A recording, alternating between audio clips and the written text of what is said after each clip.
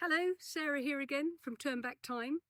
Well, I'm now 3 days in to the 8-week eating plan challenge, where I need to shed 40 to 50 pounds, or around 25 kilos minimum, by just eating in total balance.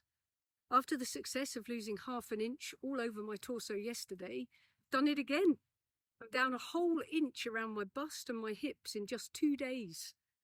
And that's what's so good about this plan, because you can just see the change happening in real time in front of your eyes. It's that fast. I measure every morning before eating and after going to the loo for the best chances. And this morning I was reminded of my son deciding not to be a professional skier, saying he couldn't bear to measure his life in tenths of a second. Well, I'm measuring every inch of me, rejoicing over every ounce lost. Small pleasures. My abdomen around my navel didn't change today, but I have lost 1/4 of an inch off each calf. I used to think I had big calves because I cycled a lot as a teenager. Nope, turns out they were just fat. And with this diet, you may not lose weight everywhere at once. One leg might suddenly be thinner than the other. The body decides where it drops the fat as it goes along.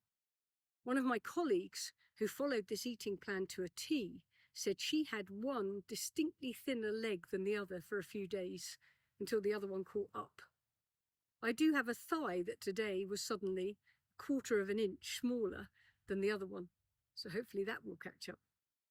I had no time for exercise today, but I did stick to the diet with no issues at all, and seemingly no desire for the bad stuff. I quite enjoy working out what foods to put with what, and I'm even looking forward to the savoury stuff now. I used to eat the main course just to get to the dessert. If you find the whole idea of changing your entire diet daunting, and you no longer know what to cook by heart, what to eat, you could take a leaf out of the book of one of my hypnotherapy clients, who suddenly announced to me that he had started on the diet, and he'd been doing it for a few weeks, and he was losing weight rapidly. And he said, and I quote, "I'm eating the same thing every day. I couldn't be faffed with trying to work out different amounts for different foods. So I made a daily menu of what I like to eat that fit with the food choices and portions. And I just eat the same thing at the same time every day. And it works great." Well, his body certainly knows what's coming. He's setting patterns. And he's assured he's getting the right number of blocks in exact balance. No one said there had to be variety. Whatever works for you.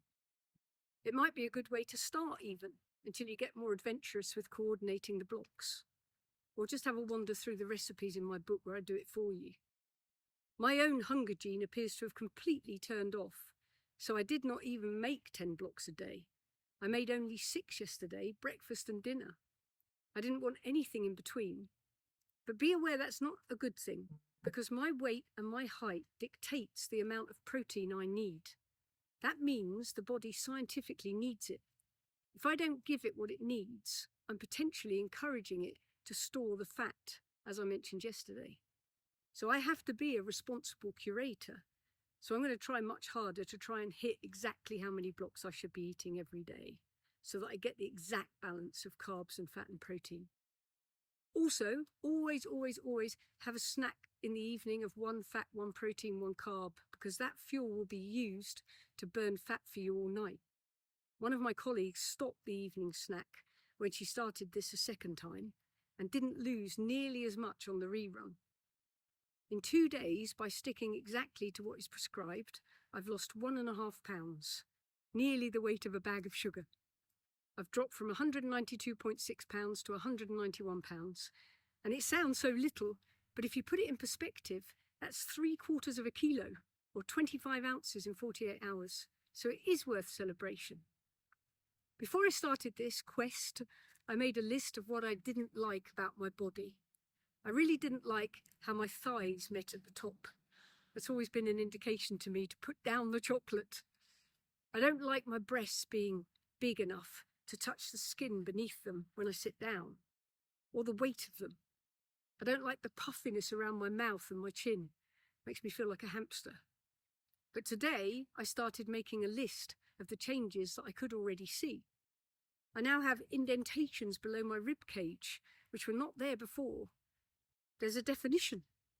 There's also a triangle indentation above my pubic hair pointing upwards, which is bigger today than yesterday, like it's slowly eating into the fat.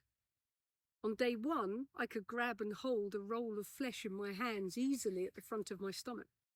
Today, if I tried to do that, it just slips away. There's not enough. I can't secure it in my hands anymore. It is still quite shocking.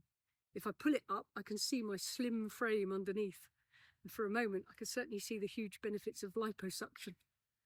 But of course, the fat is not just there. It's under my arms, it's on my thighs, on my bottom, just layered all over me. And all of it has got to be digested and absorbed in the next 8 weeks. I think I suddenly realised the enormity of this task. But I do feel like I'm on a mission. I feel like I'm finally listening to my body and treating it the way it should have been treated for the past 58 years. I've abused this poor vessel. I may never have smoked, hardly drunk, and never taken drugs, but I've put it through the harshest and toughest of conditions, as well as an emotional washing machine. And I've hardly let it sleep. It's lovely to think that for the next 2 months, I'm concentrating completely on this body. So on to day 4, and I'll see you tomorrow.